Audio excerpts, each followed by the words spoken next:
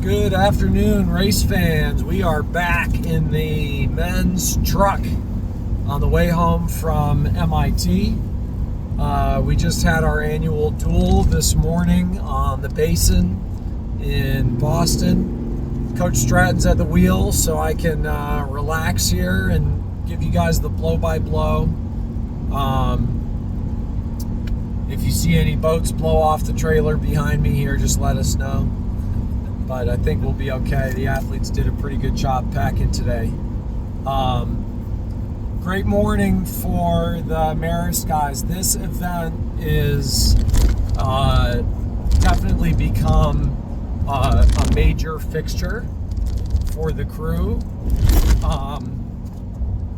I think that the way that we run the event, it is definitely one of our most challenging days of the year. We have not been doing this race as an overnight, but because of the way that the Charles River scheduling works, the races all happen relatively early in the morning, and so that means that it's usually a pretty early wake-up call for the crew to catch the bus and then get there. And once we arrive on site, it's a pretty quick turnaround between getting the boats down, getting everything rigged, getting ready to go, and then the athletes are jumping right into their race prep and warm-up. So it's a challenging day because the athletes have to be on their game in terms of their sleep schedule,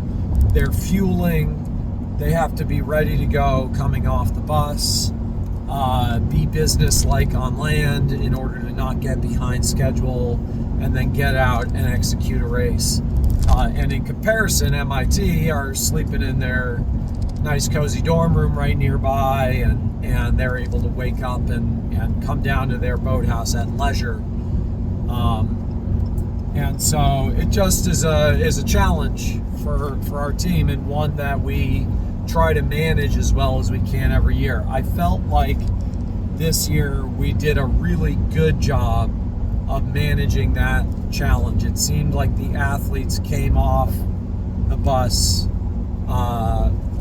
well fed, ready to go, excited for racing. We had enough time to get rigged where we didn't feel like we were behind the eight ball.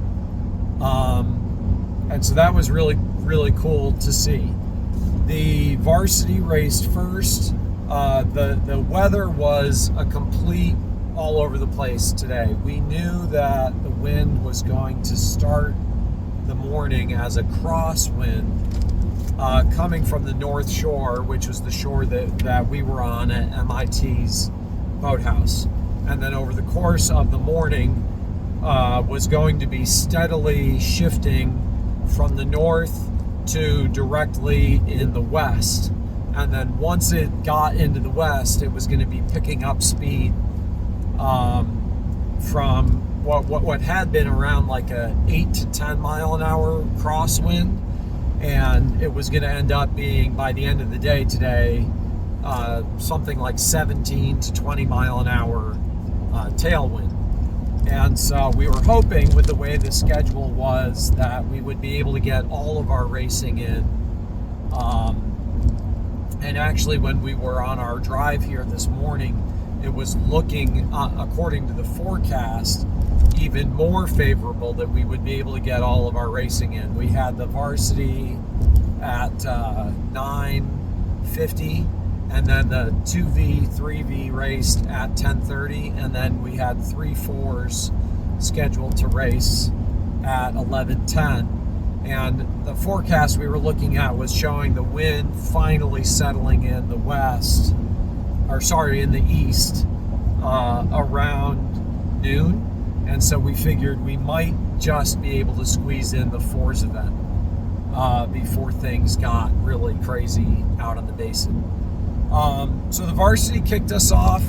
I was looking back at our results. The varsity had not taken the win here in Boston since 2019, the year before COVID.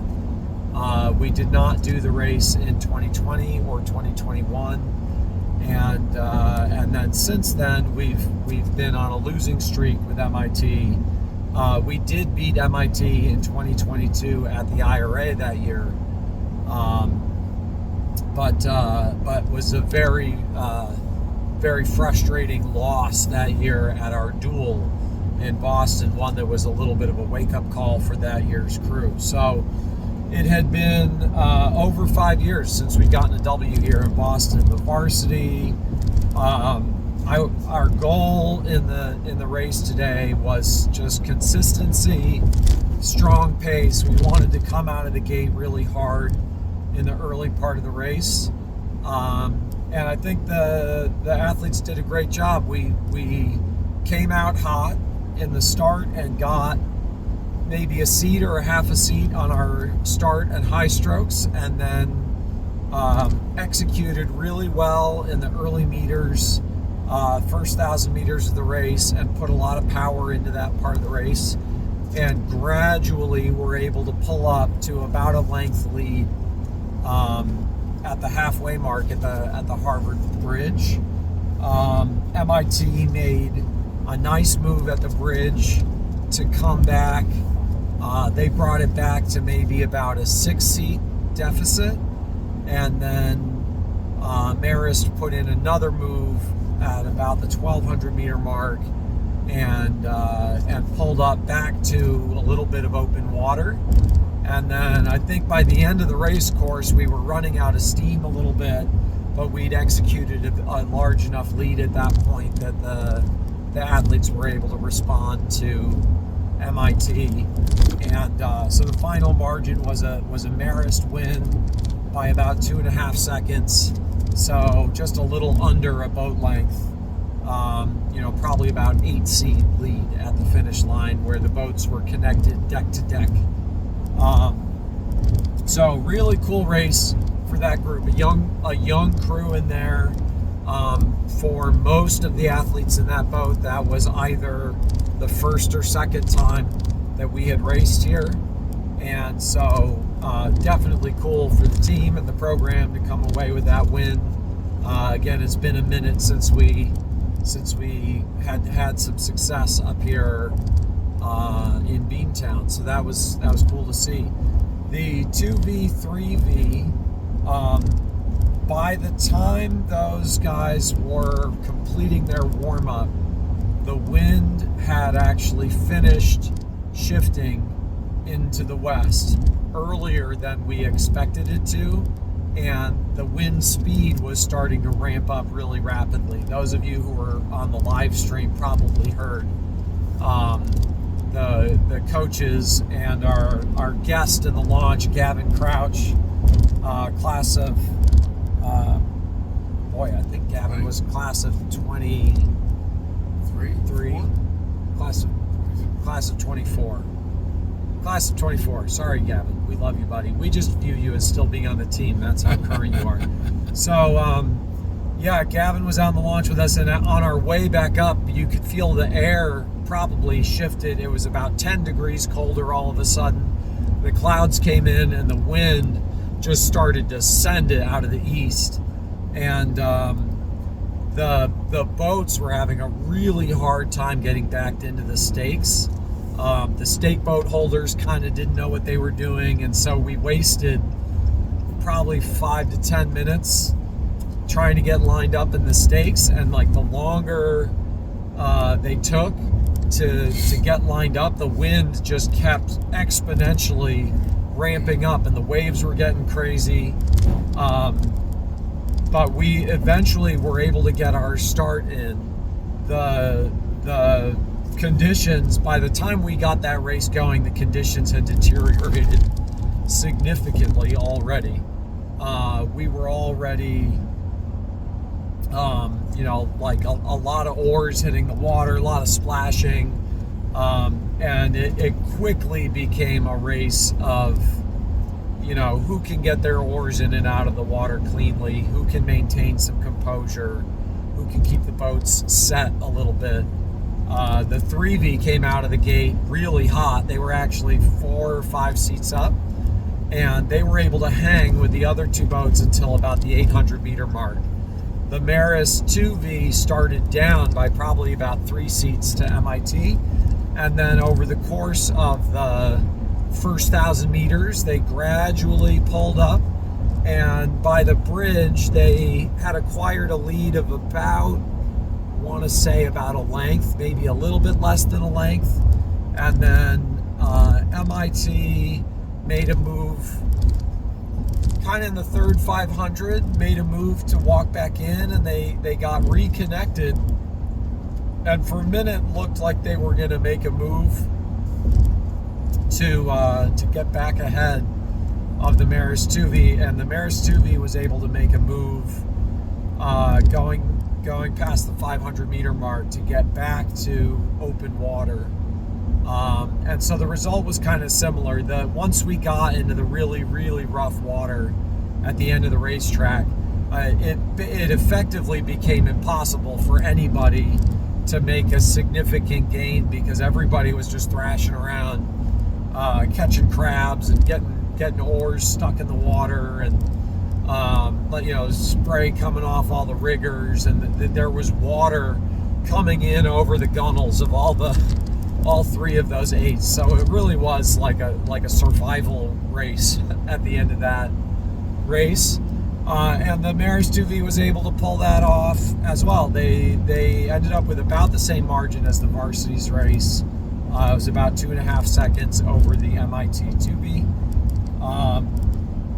Following the eights, we were supposed to be racing 3 of our Marist 4s against MIT's Varsity 4, and unfortunately, owing to the conditions, our athletes got out and they were starting to get into their warm-up, and Coach Stratton and I were already kind of saying this is a little bit crazy. The eights had already barely made it home in some pretty awful conditions, and we were watching our coxswains coming up into the wind during their warm-up, and the water just slopping in over the top of the bow loading coxswain seats in the 4s, and we were thinking that this was going to get really ugly, and the referee team ended up calling that race off. It was really not okay to be racing for 4s, and actually the last race of the morning was some of the girls' 8s from Bates and MIT, and one of the MIT crews actually swamped their 8 and barely made it back to the dock at the end of that race. So that was a good indicator that canceling the 4s was a good idea. Unfortunately, the 4s didn't get a row, which was really disappointing for us and for the athletes, but it was probably the right call safety-wise. Special thanks to MIT for hosting us once again. Again, this race has become a fixture for us. It is really fun being able to race right in the middle of downtown Boston like this.